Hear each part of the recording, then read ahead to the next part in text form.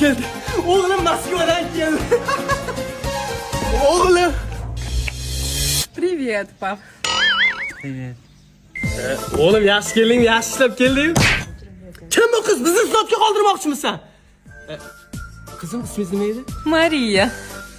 Chiroyli ism ekan. Kim bo'lmagajin gapir. Megachi emas, Mariyaman dedi-ku.